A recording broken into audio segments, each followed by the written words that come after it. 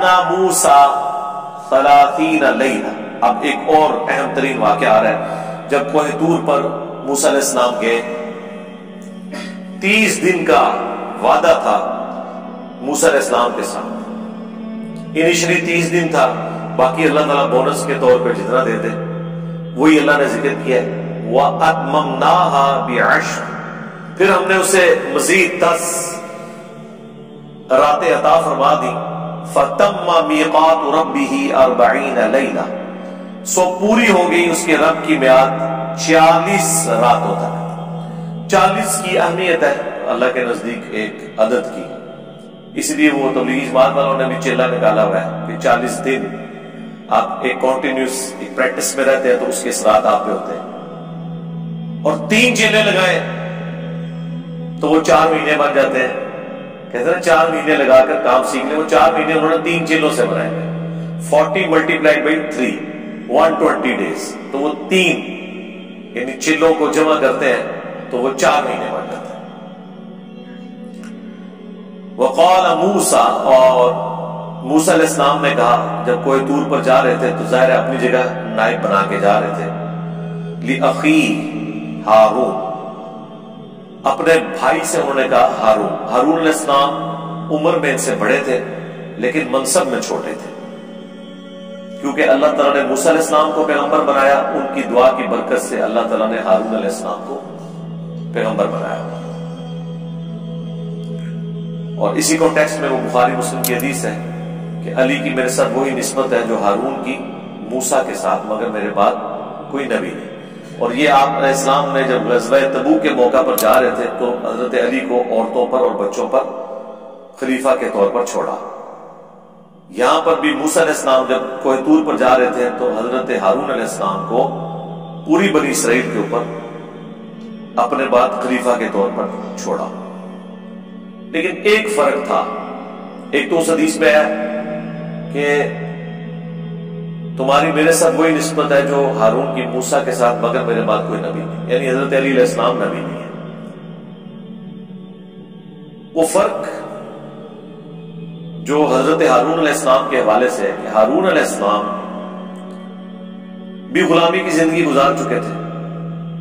موسیٰ علیہ السلام کی پرورش ہوئی تھی فرعون کے محل میں، بلکہ وہ تو جانشین تھے فرعون کے بننے والے، یعنی بادشاہ کا بیٹا، نیکسٹ ایکسپیکٹڈ بادشاہ تھے وہ. لہذا ان کا ذہن غلامی والا نہیں تھا، اور نہ بنی اسرائیل انہیں غلاموں کی طرح سمجھتے تھے، انہیں ایلیٹ کلاس تصور کرتے تھے. جبکہ اس کے اگینسٹ حضرت ہارون علیہ السلام وہ تو خود غلاموں میں ہی پلے بڑے تھے، ان کا وہ روب نہیں تھا جو حضرت موسیٰ علیہ السلام کا تھا بنی اسرائیل. رہ گیا پیغمبر والا معاملہ. اب اس لیول کی رسپیکٹ تو انہوں نے نہیں دی، بلکہ جب بھی پیغمبر سامنے ہوتے ہیں تو رسپیکٹ بڑی پوری سی ہوتی ہے. یہاں تو اس امت میں تو ہر بندے کے آگے لوگ جھک جاتے ہیں نا، خدا بنا دیتے ہیں نا اسے. لیکن جب پیغمبر سامنے موجود ہوتے ہیں تو ایک لیول تک رسپیکٹ ہوتی ہے، پھر ظاہر پیغمبر ایک لیمٹ کو کراس بھی نہیں کرنے دیتے. اب ہارون علیہ السلام کو انہوں نے بنا تو دیا، ہارون اخلفنی فی قومی، تم میرے نائب بنو میری قوم کے اندر، وَأَصْلِحْ، اور ان کی اصلاح کرتے رہنا، وَلَا تَتَّبِعْ سَبِيلَ الْمُفْسِدِينَ، اور دیکھنا مفسدین کے راستے پر نہ چلنا. یعنی نصیحتیں کی کہ اس معاملے کو صحیح طریقے سے لے کے چلنا. پتہ تو تھا ان کو اپنی قوم کا کہ کام ڈال سکتی ہے، کیونکہ یہ تو کام ڈالا ہے نا کہ موسیٰ علیہ السلام موجود ہیں اور کہہ رہے ہیں کہ ہمارے لیے رب کا ایک بت مقرر کر دے. تو موسیٰ علیہ السلام کو یہ تو ٹینشن ہوگی نا کہ میں جا کر پیچھے کے کام پاڑ گئے، میری موجودگی میں انہوں نے اتنا بڑا کام ڈالا ہے تو یہ کوئی اور کام ہی نہ ڈال دیں. وَلَمَّا جَاءَ مُوسَىٰ لِمِيقَاتِنَا، اور جب موسیٰ علیہ السلام آئے ہماری ملاقات کے لیے، وَكَلَّمَهُ رَبُّهُ، اور کلام کیا ان کے رب نے ان کے ساتھ جیسا کہ اس کی شان کے لائق ہے. وَكَلَّمَ اللَّهُ مُوسَىٰ تَكْلِيمًا، اللہ نے موسیٰ کے ساتھ کلام کیا جیسا کہ حق تھا. یہ صرف فضیلت حضرت موسیٰ علیہ السلام کی ہے کہ اس پلانٹ ارتھ پہ اللہ نے ایک ہی بندے سے کلام کیا ہے انسانوں میں، وہ موسیٰ علیہ السلام. باقی پیغمبروں کے اوپر وحی کا نزول ہوا ہے، پردے میں یا فرشتے کے ذریعے۔ ہمارے نبی علیہ السلام سے ملاقات ہوئی لیکن شب معراج، وہ ملاقات تھی، اس میں 1 to 1 ایک دوسرے کے دیدار والا معاملہ جو ہوتا ہے نا، وہ والا نہیں تھا، ملاقات تھی۔ اس کے لیے آپ میرا شب معراج والا لیکچر دیکھ لیں۔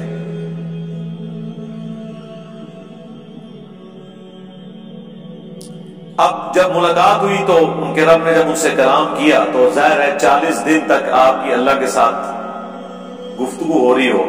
اب یہ گفتگو کا موڈ کیا تھا؟ جیسے ایک انسان دوسرے سے بولتا ہے جس میں الفاظ ہوتے ہیں، آواز ہوتے ہیں، نہیں، اس کی کیفیت نہیں بیان ہوئی۔ تو اب اتنا عرصہ بندہ 40 دن تک باتیں کرتا رہے تو فرینکنس کا لیول آپ سوچ سکتے ہیں۔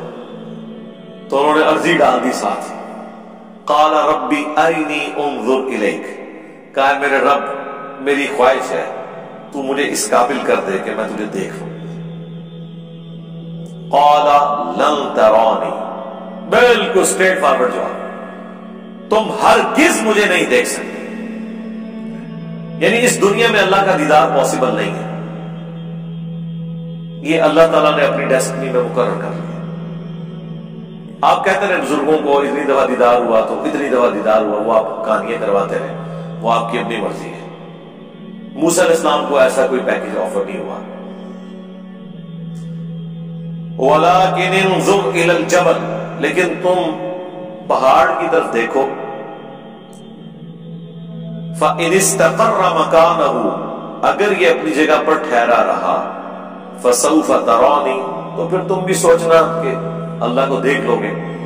یعنی ڈائریکٹ اللہ تعالیٰ نے تجلی ان کو اپنی نہیں دکھائی دیدار، بلکہ اللہ تعالیٰ نے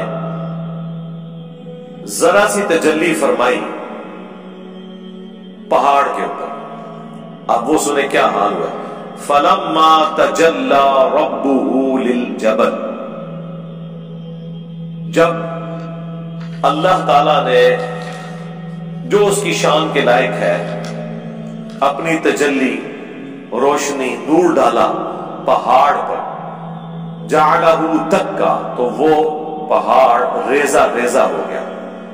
وَخَرَّ مُوسَىٰ صَعِقًا، اور موسیٰ علیہ السلام بے ہوش ہو گئے۔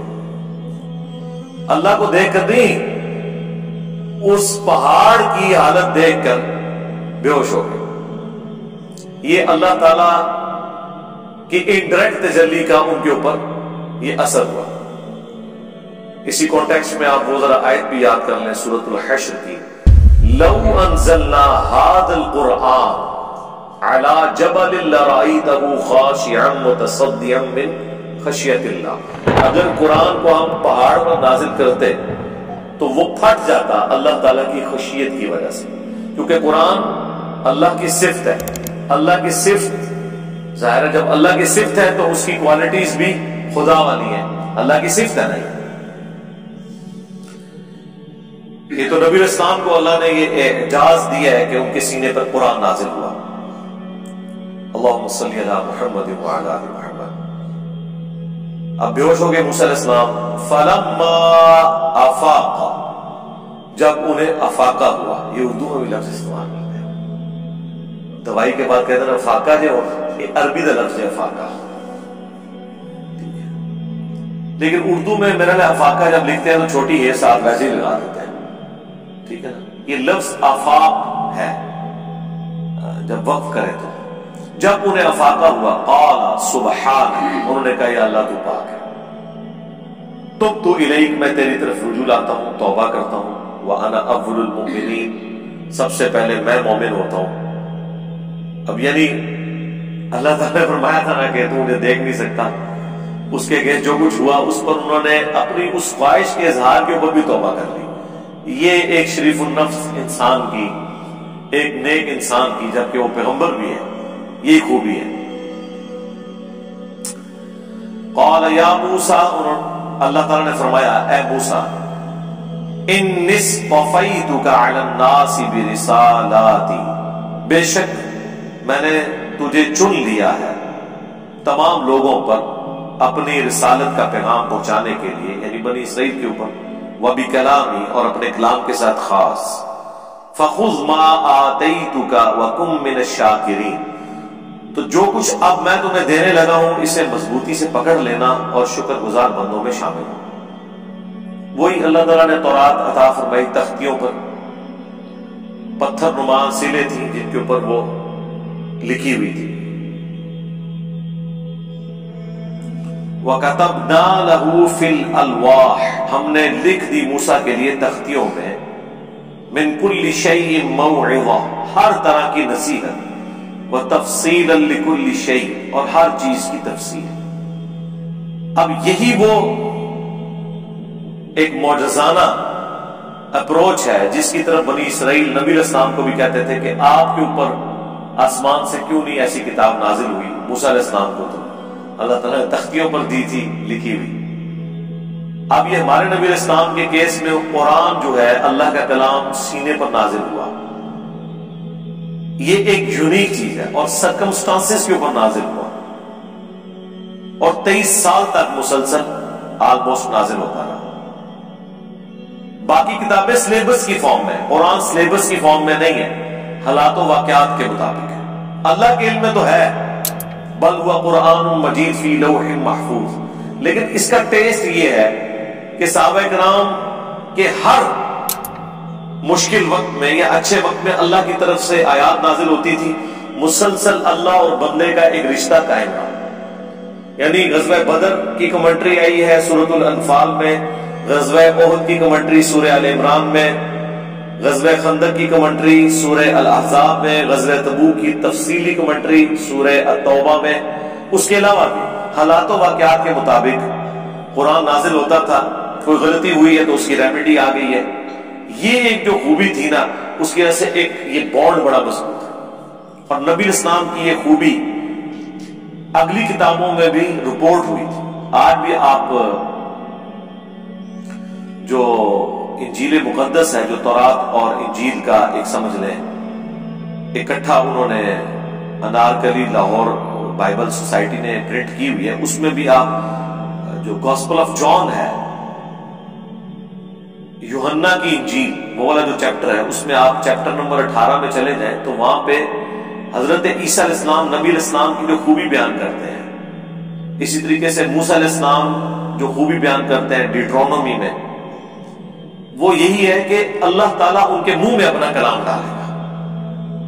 اب یہ اس زمانے میں ایک بڑی یونیک چیز تھی کہ یہ نہیں ہوگا کہ تختیوں میں لکھے، اللہ تعالیٰ ڈائریکٹلی اس بندے کے اوپر قرآن نازل کریں گے۔ یہ آپ کی خوبی رپورٹ ہوئی ہے۔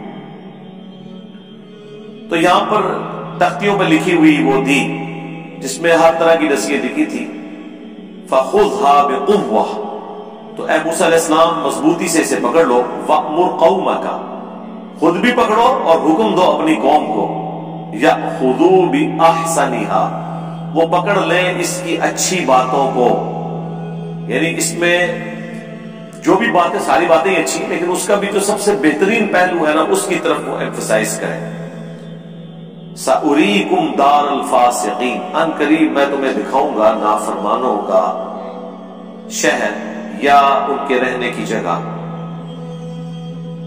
اب اس سے مراد یعنی ان قریب تمہیں شام تک پہنچا دوں گا جہاں پر اس وقت نافرمان لوگ آباد ہیں، اور الٹیمیٹلی اللہ تعالیٰ تمہیں فتح دے گا کافروں پر، اور سرزمین شام جو حضرت ابراہیم علیہ السلام کا مسکن ہے وہ تمہیں واپس مل جائے گی۔